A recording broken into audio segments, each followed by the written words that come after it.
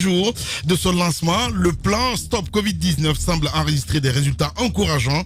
On en parle ce matin. Pour la première fois depuis mars dernier, la Guinée a enregistré son retour positif, le plus bas aussi à l'échelle sous-régionale. Le pays affiche donc un bien meilleur tableau que ses voisins, un renversement de situation qui tiendrait à une stratégie communautaire et participative issue donc de l'expérience de l'épidémie d'Ebola.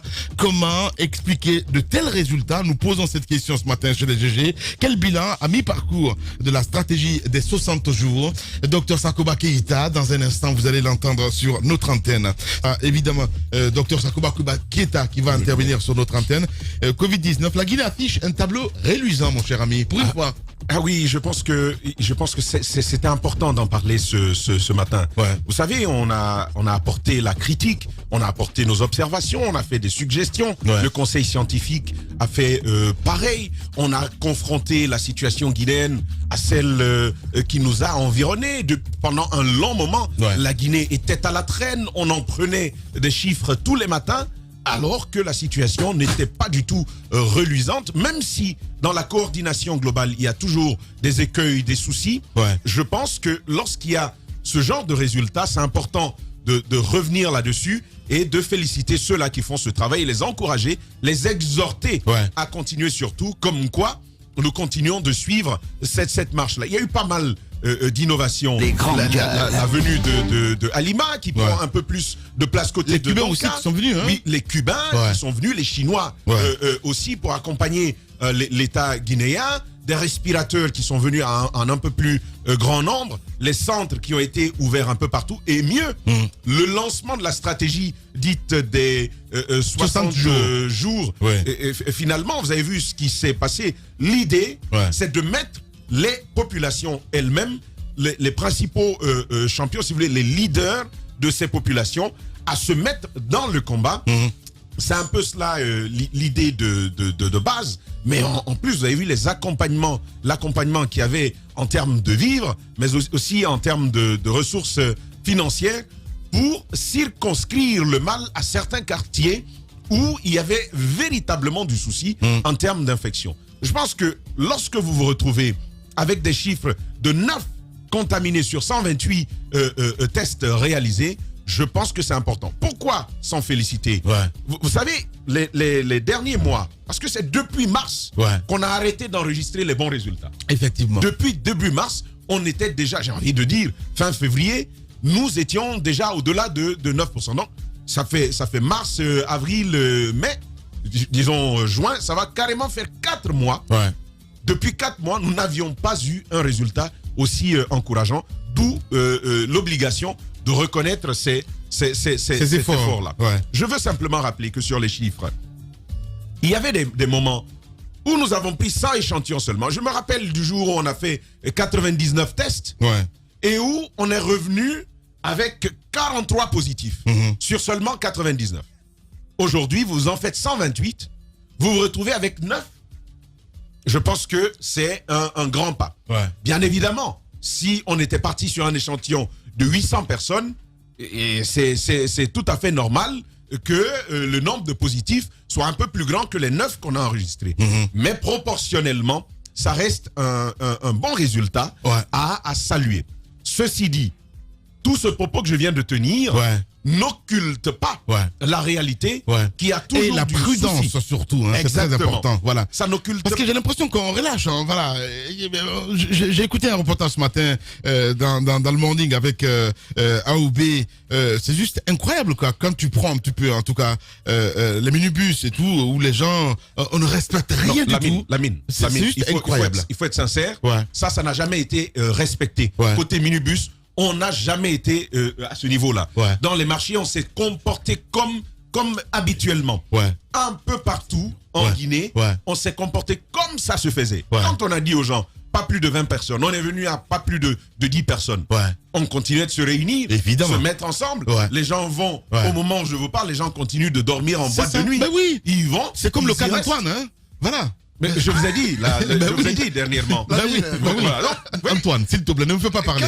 T'es un leader d'opinion, mon cher ami, il faut faire attention. Qu'est-ce que j'ai fait, l'ami? Antoine, allez-y, Tamba. Ce que je dis, ce que je loue ce matin, c'est pas nous les Guinéens qui avons continué à nous comporter comme on veut. Ouais. Ce que je loue ce matin, Ouais. c'est l'effort des soignants qui permet justement, et j'ai envie de dire aussi la rigueur aussi, et c'est très important de Dr Sakoba parce que quand même il a fait ses preuves en ce qui concerne Ebola. Nous l'avons d'ailleurs en direct à 9h33 ce matin. Les grandes gueules.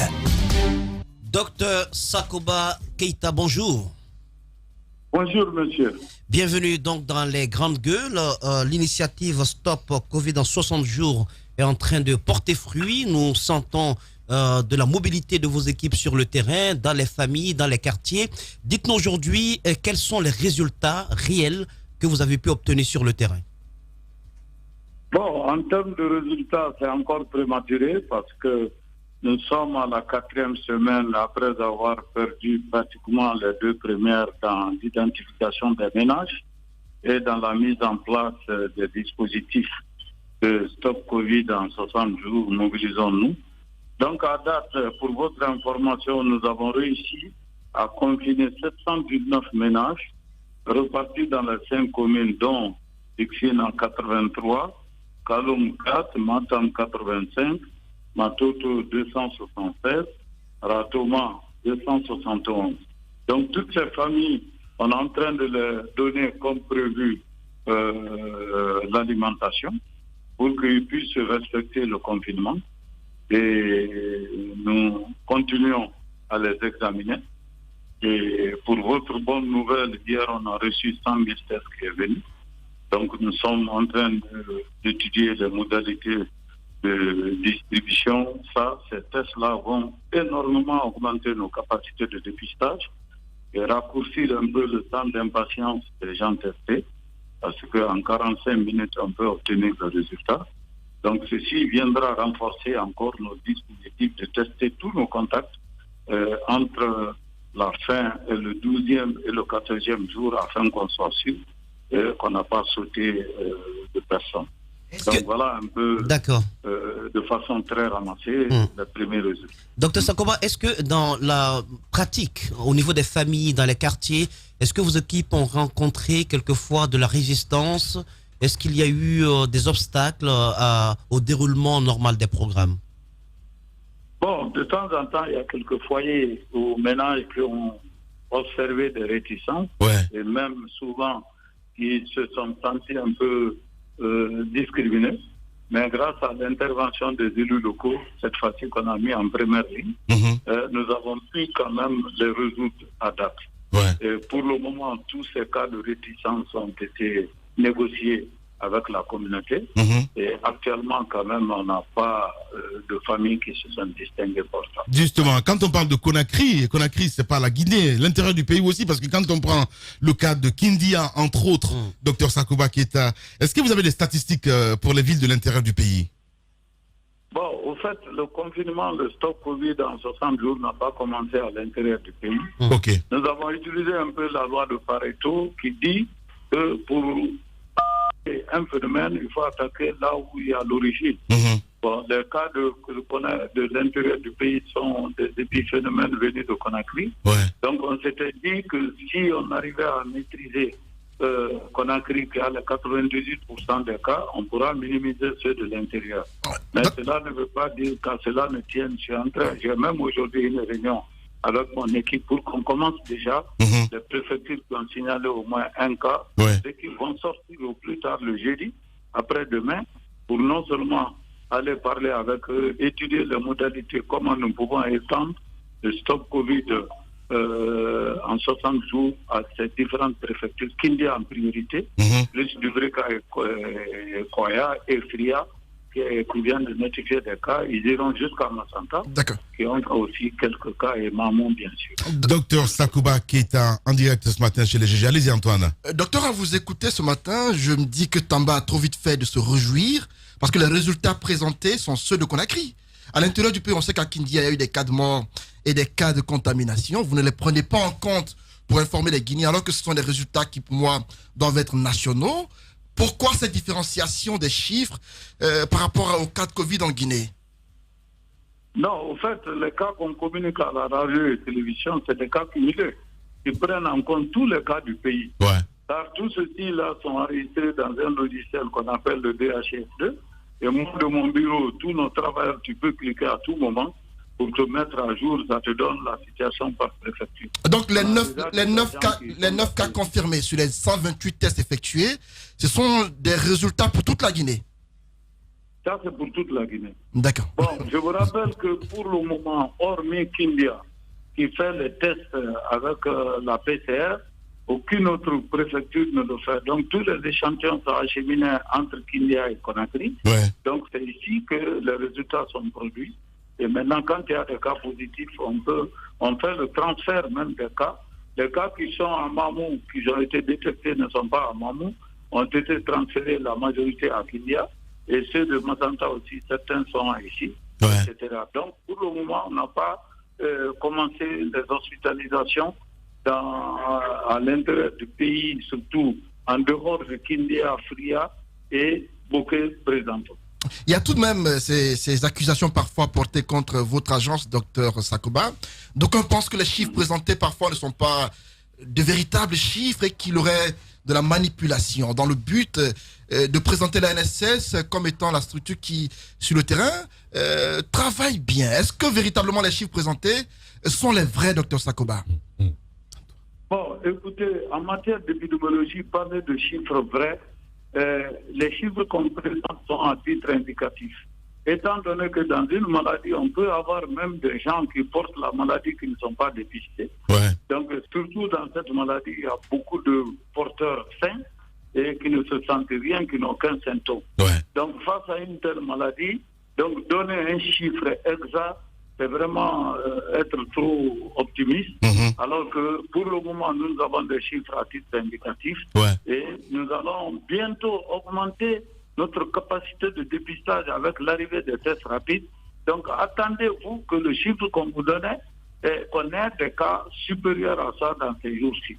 Donc, nous pensons qu'on va avoir une augmentation du nombre de nouveaux cas quand on va introduire ces tests rapides d'ici la fin de la semaine.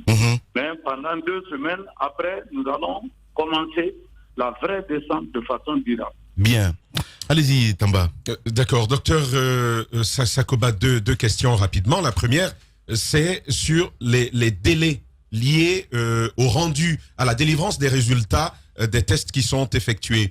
Vous savez, comme tout le monde d'ailleurs, qu'il y a eu beaucoup de plaintes sur la durée de ces opérations-là.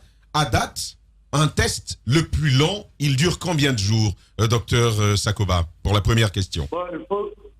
Il faut reconnaître ce que vous dites tout à fait. Ça.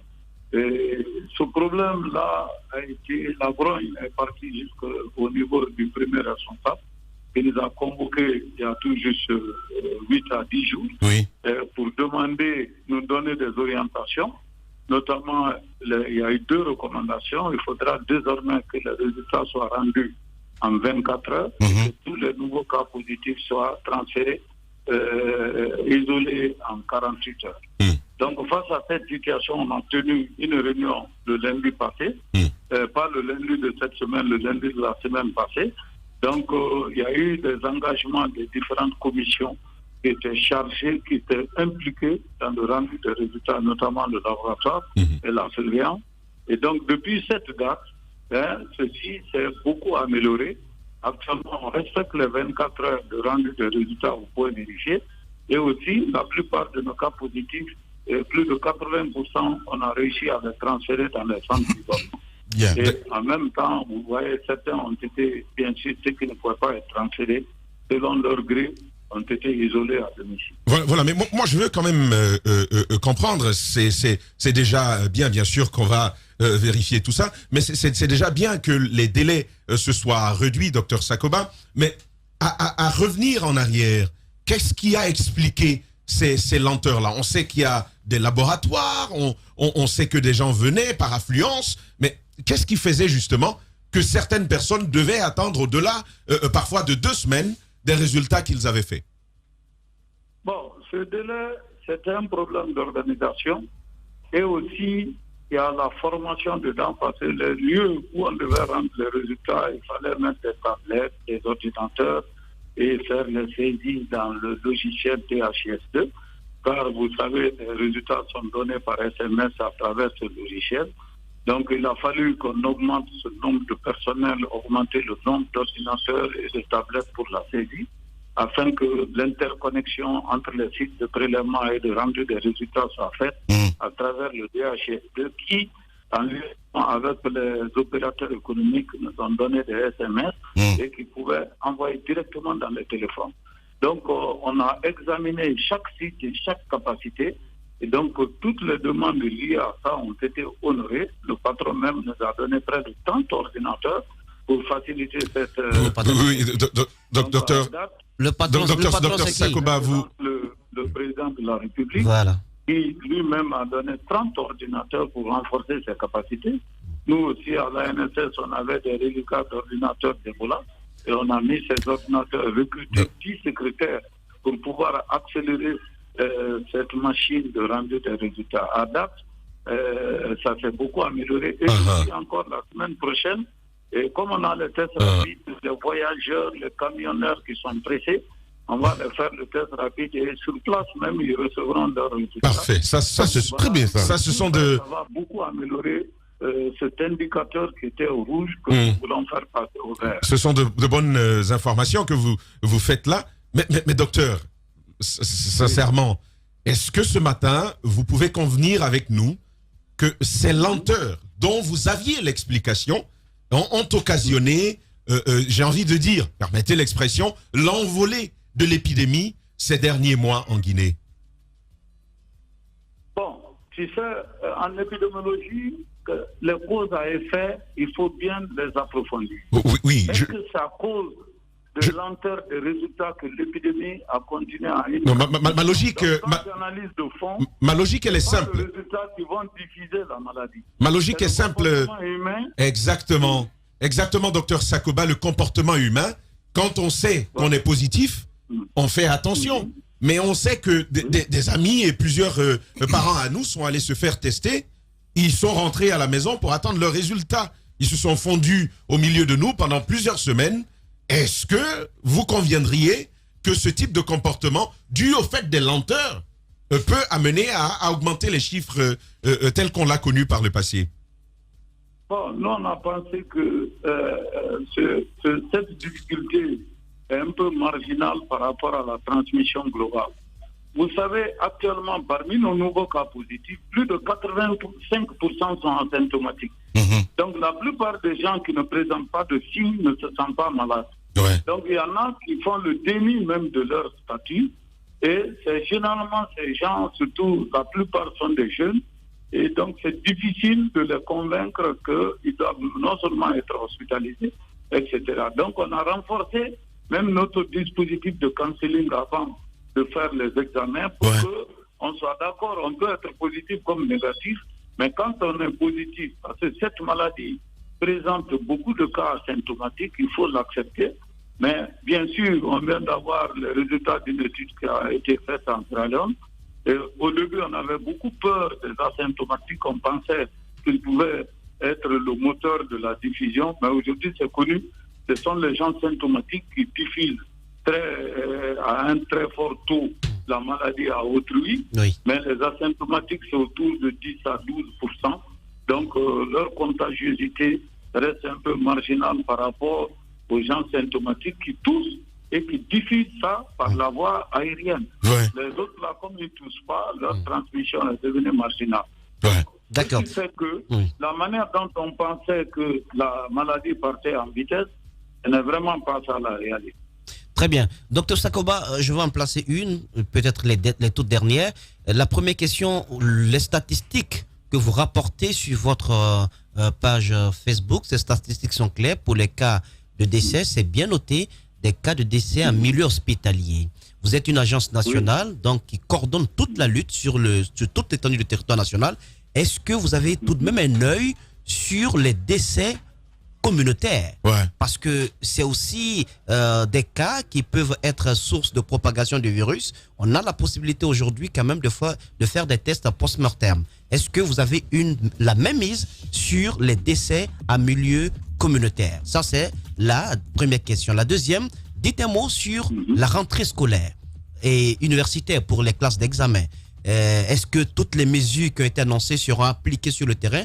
est-ce que vous pensez que ces milieux-là ne vont pas représenter un nouveau foyer de propagation du virus? Parce que la distanciation physique en classe, c'est bien, ça peut être observé, mais dans la cour de récré, c'est difficile. Hein? Les élèves sont bras dessus, bras dessous. Bon, merci. Par rapport au décès communautaire, il y a trop de discussions dans les différents pays. Donc, est-ce que celui qui meurt par crise cardiaque qui a en même temps le Covid, c'est la crise cardiaque qui l'a amené ou bien la Covid?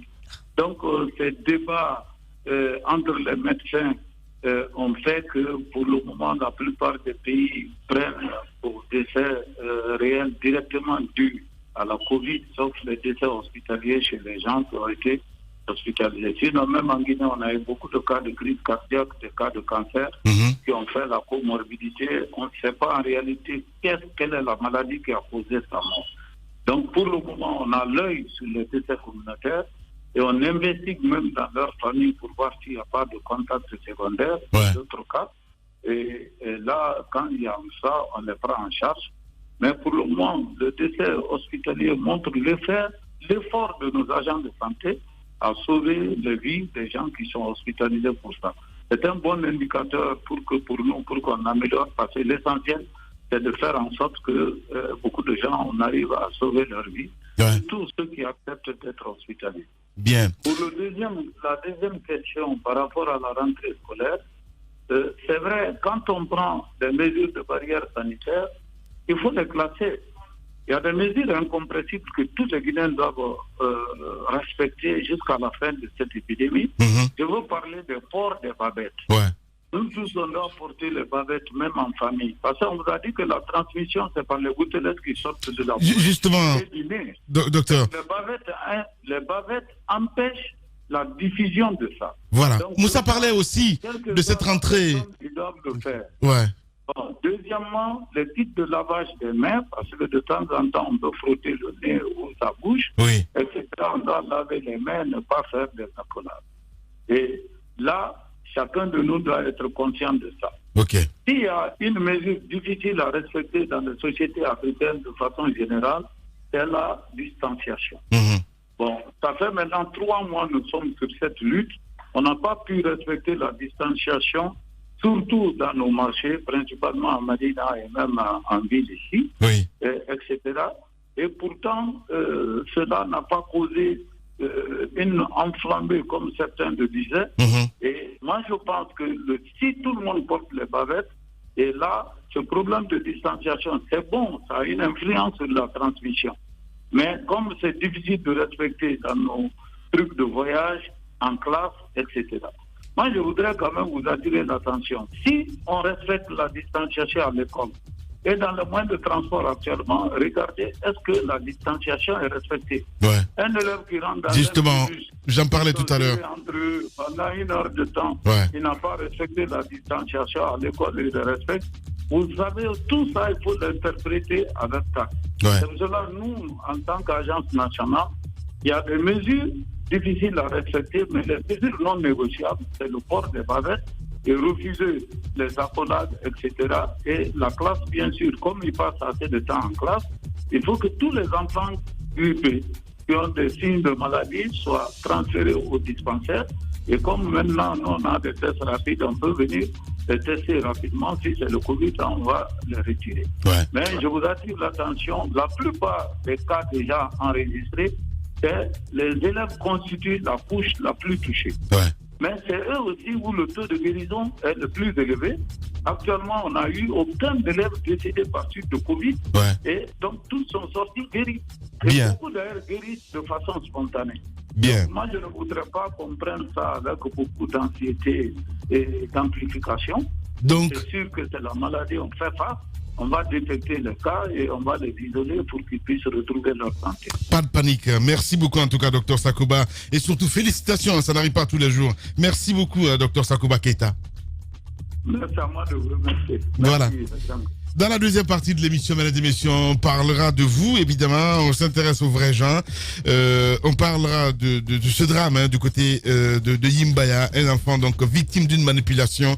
On essaie de comprendre. Michel Balamou, le héros donc des inondations en Côte d'Ivoire, il sera ce matin chez les GG. On revient à 10h.